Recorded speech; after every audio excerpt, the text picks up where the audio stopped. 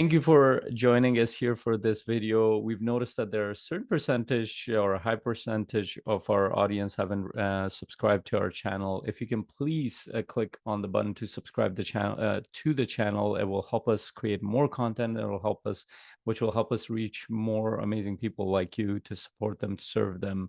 So please click on the subscribe button, and I'll see you on the next video. Thank you. Bye. Awesome. Well, it's one of my favorite topics, and I think you guys are going to gain a lot out of it. There's quite a bit of work in this one, and I'll have a worksheet at the end too. But really, what we're trying to understand is your psychology supporting you towards the things that you're trying to create in your life, whether in personal or business, or is it hindering? And it comes down to how we manage our mind, how we manage our thoughts, emotions. So we're going to go through a few things here. So let's do some housekeeping stuff. We're going to be doing a lot of journaling today in this session. The last time it was more visualization. This time it's more going through some of the questions, and we're going to have some discussion around it. So whether your journal is digital or pen and paper, let's bring it out.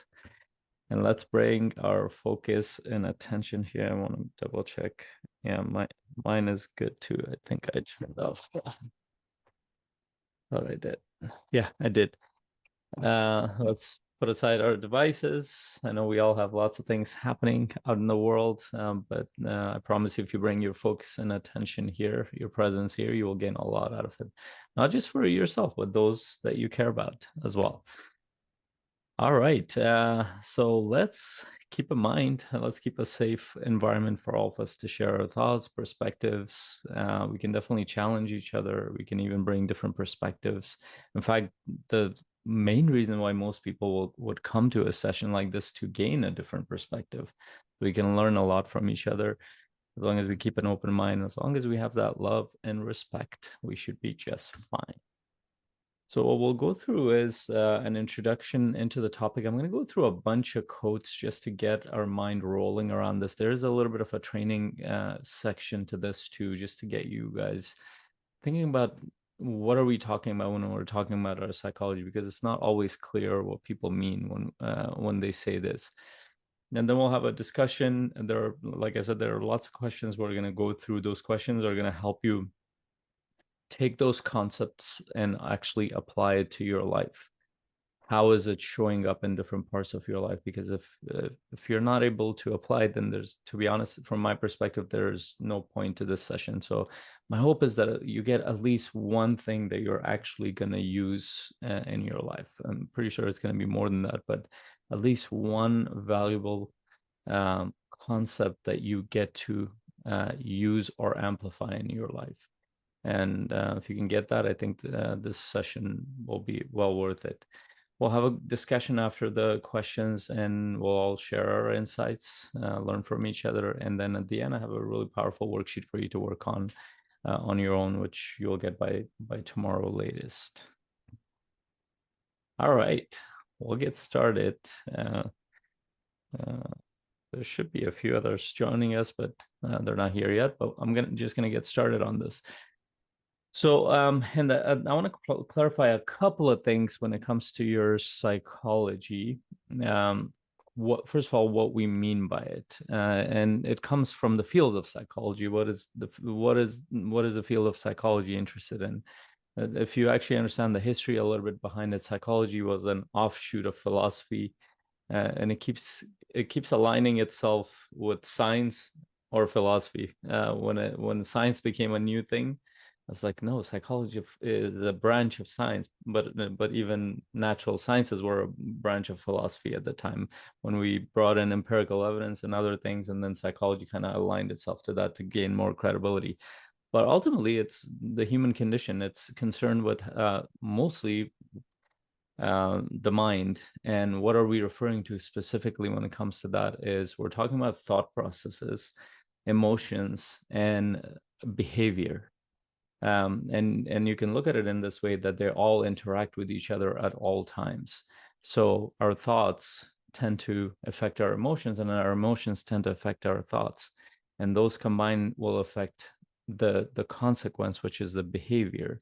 And then the behavior goes to reinforce the thoughts and emotions. And the reason why it's so important, especially if you're creating a new path forward, your brain has wired itself a certain way. And this is why it's so hard to create new habits, new ways of doing things, new approaches, new way of thinking, taking risks in ways that you couldn't take when you were trained to be a certain way. Because our brain is wired to think, and our body is wired to feel a certain way, and those are important distinctions. Think of it's a good model. It's not 100% accurate in physiology, but it's a really good model to think through, that your thoughts are a domain of the mind and your emotions are a domain of the body. And thoughts will help you make sense of the world, and most of what we do is around thoughts in the world that we live in, because we're looking at computers, we're living in the world of thoughts. To be honest, most people live most of their days in the world of thoughts, but they're usually missing the domain of emotions, and the emotions actually give fuel to thoughts. And the emotions that they do feel, those are from their past, which might be a mix of all kinds of emotions that is driving those thought patterns. And that's why we say that trauma has a huge effect on our behavior, on our thought processes, if we haven't processed it properly. So and there's another frame around this, is that when ancient people talked about the mind, they would say is that the mind is the slayer of the real. What does that mean? That means your mind will trick you, your thoughts will trick you all the time. Thoughts are mostly concerned with the future. Emotions are usually in the past, related to the past. And this is why spiritual teachers will say, when you come to the present, you bring everything together. Why? Because you recognize, when you come to the present, usually thoughts become not as meaningful as you think. It can completely evaporate. And then what's left with is you're left with emotions, which I look at them as signals from your body. It's an energy, it's a biochemical signal from your body that tells you the state you're in, based on your thoughts, based on your behavior, all kinds of things. And most people are not aware of that. And we'll work through what is the impact of that in our life and how that impacts us, our family members, our team, everybody around us. So basically, everything we're going to cover today is to dive into your thought patterns, the effect of them, your emotional patterns, the effect of them in your behavior patterns, the effect of them on thoughts and emotions. So another way I share this, and actually whenever I'm walking my clients through, no matter what they've gone through in their life, I get them to make sense of three areas. I get them to make sense of their future, their past, and usually what that does is your body and mind leaves you alone. And when they leave you alone, what happens? The natural effect of that is you're more present in your life. So most people are trying to force themselves to be present. And to be honest, when you're really looking, and a lot of presence is about when you get your mind out of the way, your body's always present to whatever is in front of them. But the problem is that the mind can go all sorts of ways. If we haven't been trained to direct our mind, and if you look at martial artists, monks, people, spiritual ascetics, what do? They spend years and years trying to train the mind to be directed a certain way, to calm down, and that takes a lot of effort. And to me, this process of taking care of your future and past, in a sense, is a crutch and a shortcut. It's the first stage to take charge of your presence. And it's also the stage to take charge of your future. And it's also a way to make sense of your past and narrative. And to me, it's not just, okay, make peace with the past. It's more like, how can we leverage the past, your story, as a way to propel you forward in your future, but also to let your mind know that everything is good. You can just be here with yourself, with your family, with your team, all kinds of stuff. And that is that's an incredibly difficult thing for most people to do. But I've found that when people become clear about their future and they're excited about their future and what they're going towards is purposeful to them, meaningful to them, and they make sense of their story and narrative in a way which connects to the emotions, a lot of times they feel better to move forward. They feel more of a sense of gratitude and a conviction to move forward. But also then they find themselves that the moments that are required to just do the work, to focus, be in deep work or be with somebody or be with themselves, they tend to be more present because their mind is not busy trying to figure out the future and the past. Because if you don't direct it, here's what the mind does. It's always afraid of the future, and it always carries shame and guilt from the past. And those are very powerful emotions to overcome and on a day-to-day basis. And most people, one of my favorite teachers on this, Dr. Bruce Lipton, would say, most people walk around in their day-to-day life as if there's a tiger chasing them. And the analogy he's coming up with is that our fight or flight system is triggered by threat. So our system constantly is in threat because we're afraid of the future.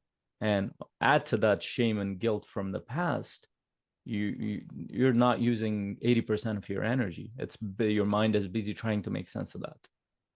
And that's what we're trying to, how can we create more energy in the process? We free up a lot of that. So for that, just a couple of models for you guys to kind of think through. And this is not, I wouldn't call this accurate pictorially because the conscious mind might be a very small part of our thinking process. So according to one researcher, that about 5% of our thinking is conscious. 95% is completely subconscious. It happens automatically. And it's usually based on habit. That means that whatever you've trained your mind to think, whatever you've trained your body to feel, or whatever, if you haven't trained it consciously, then your environment is training it, the mind and the body. And for most people, unfortunately, it's automatically trained by their environment. They haven't been trained to direct their thoughts and emotions. So about 5% of your thinking is conscious mind, but it's a very powerful part of our brain. Both Dr. Gabor Mate and Dr. Bruce Lipton talk about this.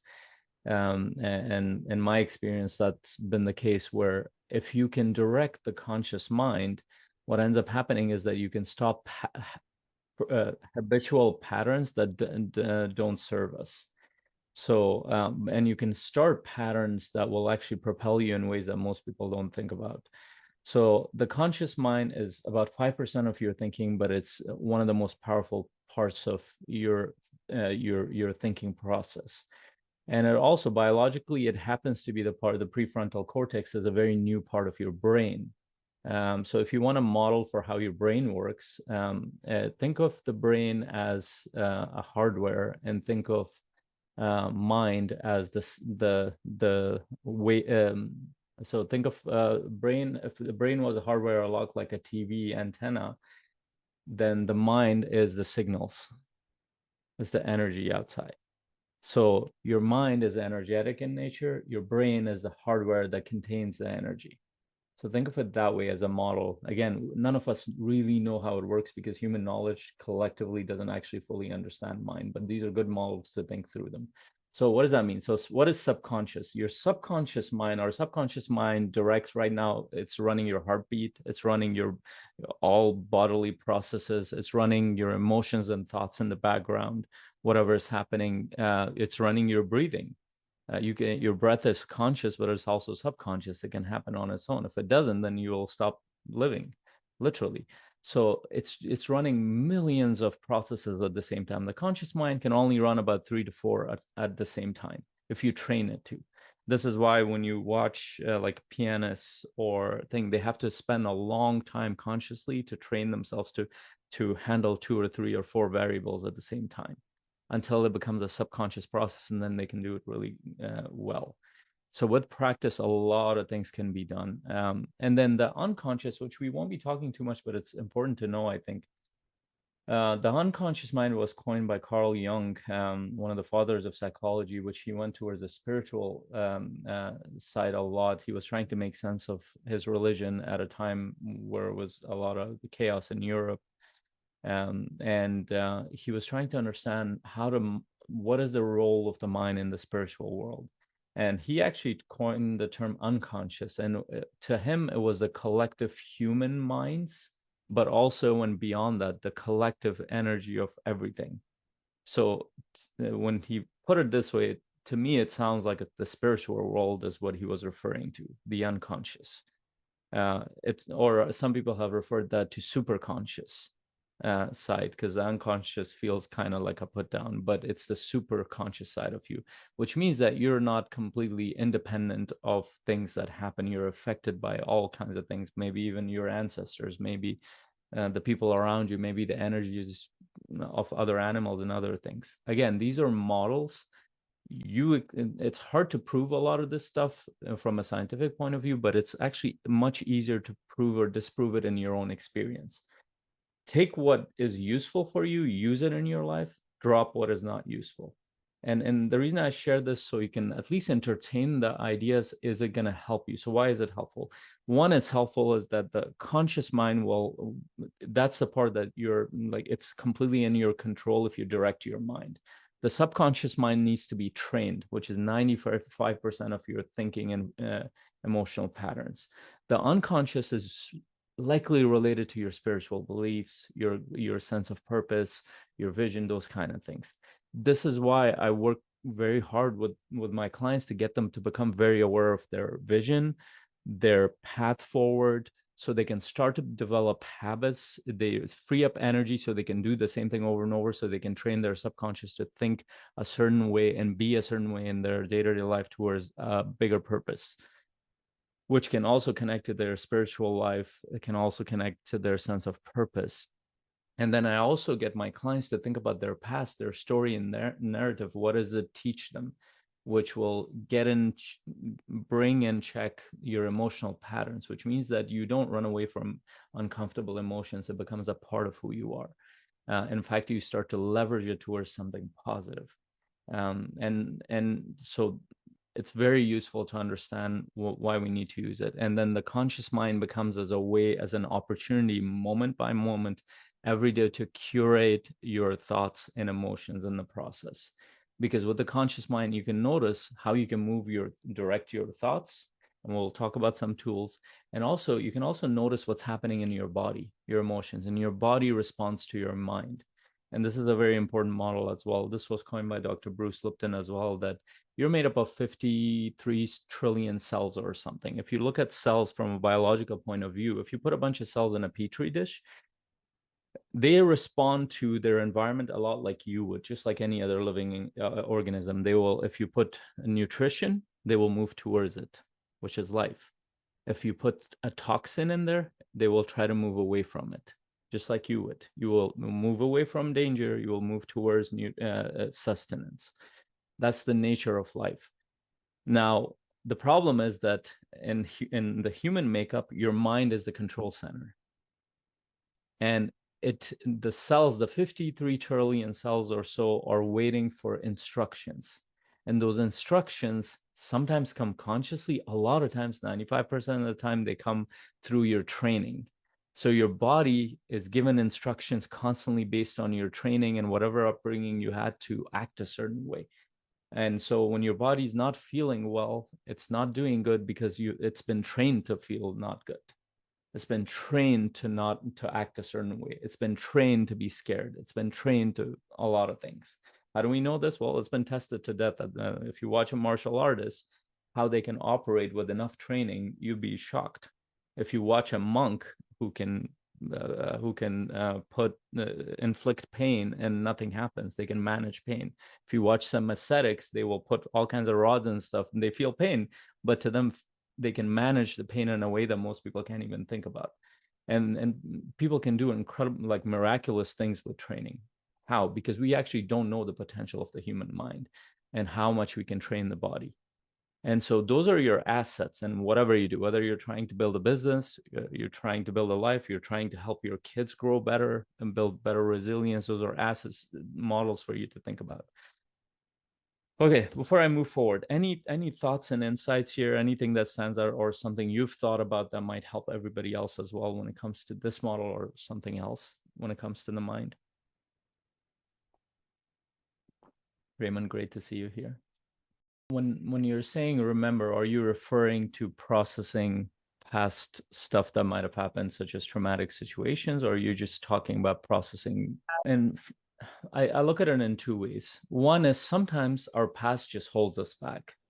For some people, they're so stuck in their past. If you're stuck in guilt and shame and you don't even know how to label it, the same thoughts keep going through, or you just feel a sense of heavy resistance, and you don't know why, it's likely related to your past. Or it shows up in somebody's behavior, and your behavior towards your kids, towards your husband, where you can see that like you don't want to act that way, but there's a part of you that reacts very badly in that situation. Those are patterns from the past, and for most people, when those patterns show up, they think that it's related to the person in front of them or the situation or circumstance. It's not. It's related to their past. Now, here's the challenging. So if you look at the therapy models around that, the most mainstream therapy model is cognitive behavior therapy, which is more like talk therapy. It's not that helpful. I actually have a team of coaches that work with me. In the past few years, there have been huge advancements in trauma therapy, which is very different. It's less talk therapy. It's more, it gets you to engage your nervous system. So you actually don't need to remember a lot. And here's the problem. So trauma can show up in the womb. If, for example, a mom goes through a traumatic situation, the child can feel that, and the child's mind does not know how to process that. And the child, for example, on average, up until 2.5 to 3 years old, the hippocampus, the part of the brain that's responsible for memory, which is recall memory, which we can remember, is not even developed fully. So most of us can't remember past 2 years old or 2.5 or 3 years old. In many cases, a lot of people don't even remember that. So how are you going to go back to something that you don't even recall? So recall memory is not that effective, because even if you look at it from validity point of view, for example, in court trials, human memory is not the best evidence. Why? Because our memory it goes through the lens of our emotions, biases, and so many things. So we will make up memories to make sense of our past. We will literally make up all kinds of stuff to make sense of our past. So our memory is not as reliable as we think. But here's a good model. Your mind will trick you, will come up with all kinds of images and stuff. Your body doesn't know how to trick you. Your body always tells the truth. That's why emotions tell the truth if you pay attention to it. You don't have to react to it.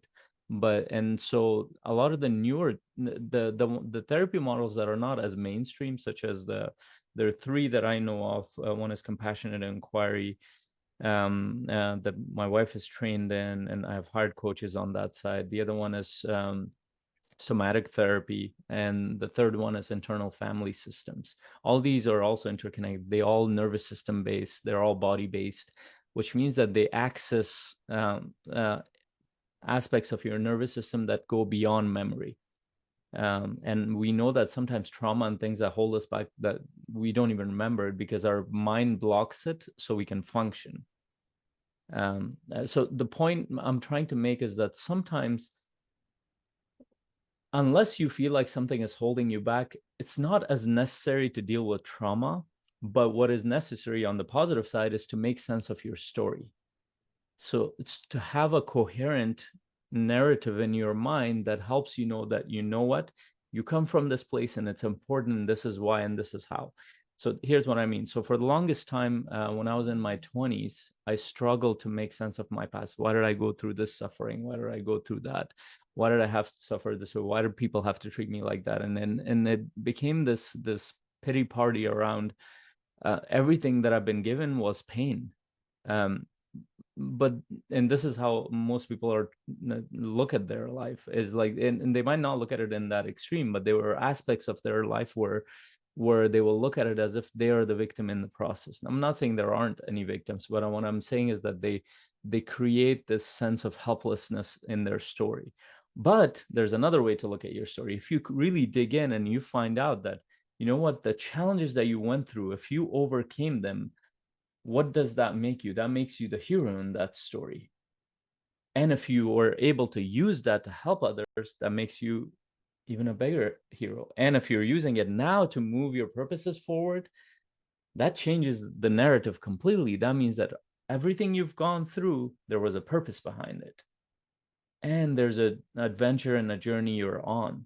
And all of a sudden, your body responds very differently, even to trauma.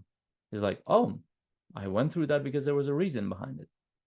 Doesn't mean others should go through that, but there was a reason. And this is why when I look at the work that I do, I went through a lot of pain. I don't necessarily think everybody needs to go through that pain.